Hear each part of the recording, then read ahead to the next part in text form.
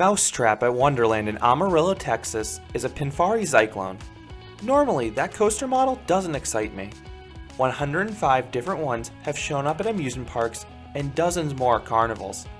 But Mousetrap is different. In this review, I am going to tell you why you should care about this particular Zyklon. Pinfari is not mentioned very highly amongst coaster enthusiasts, but you have to give them credit.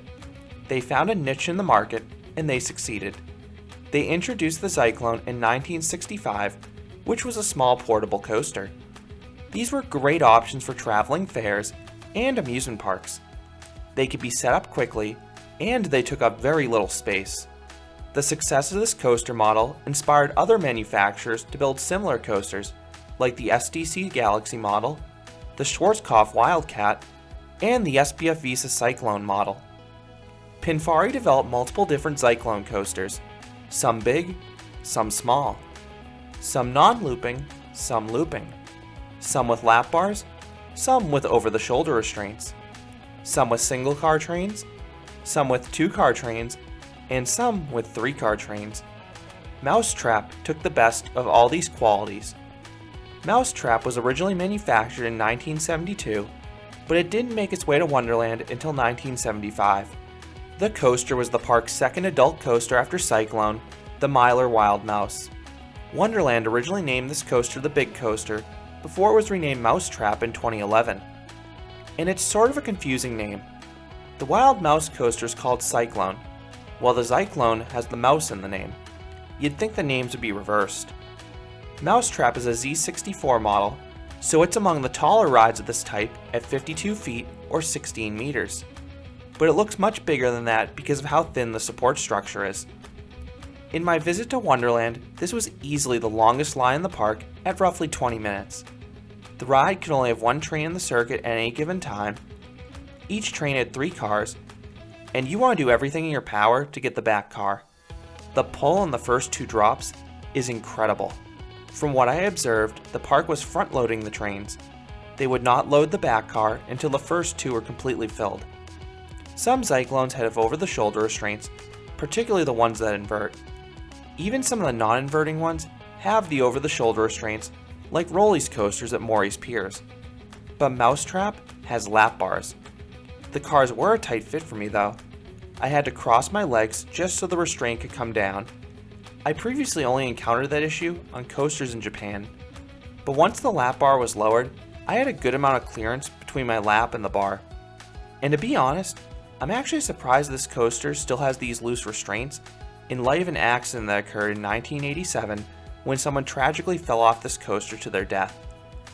Mousetrap begins with a turn out of the station and the 52-foot tall lift hill. At the top, you round a turn, getting a nice view of the park. You then zip over the first drop, which is roughly 45 feet or 14 meters in height. It looks like there's a brake right before the drop, but it was completely deactivated. So if you're in the back car, you are abruptly thrown over this drop. It resulted in one of the most surprising ejector airtime pops of any coaster. It was standing ejector airtime, especially with the rather loose restraint, and I didn't see it coming. You then rise up into a turnaround.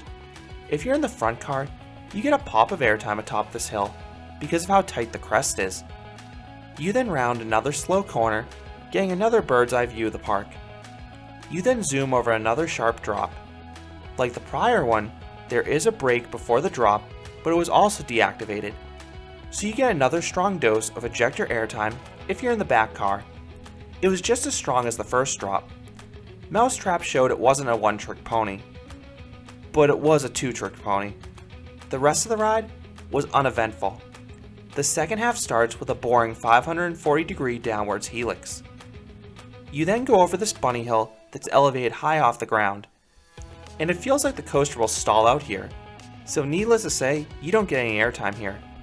That is followed by another 540-degree downwards helix, equally as dull as the first one. Neither helix offers any laterals, nor positive Gs. That's no different than most Galaxy coasters out there, unfortunately. And at that point, you are braked rather harshly, so you crawl over another small bunny hill and hit another brake, equally as severe as the first one. You then meekly return to the station, ending the ride. So what would I rate Mousetrap? I would give this coaster a 6.5 out of 10. The airtime on the first 2 drops is exceptional, and it carries the ride. This airtime was shockingly powerful, especially for a coaster of this size and with restraints this loose. However, that was all this ride had to offer. The second half had no thrills whatsoever. The ride was smooth though and quite re-rideable for those first 2 drops, and that's why I kept getting back in line. I think Texas Tornado is the best coaster in the park because of the crushing positive G's, but Mousetrap was the best coaster in the park for airtime, and this is probably the best coaster out there quite like it.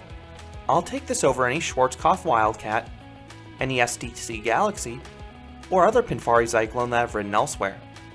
So those are my thoughts on Mousetrap, the Pinfari Zyklon at Wonderland in Amarillo. What are your thoughts on this ride? Have you been on it?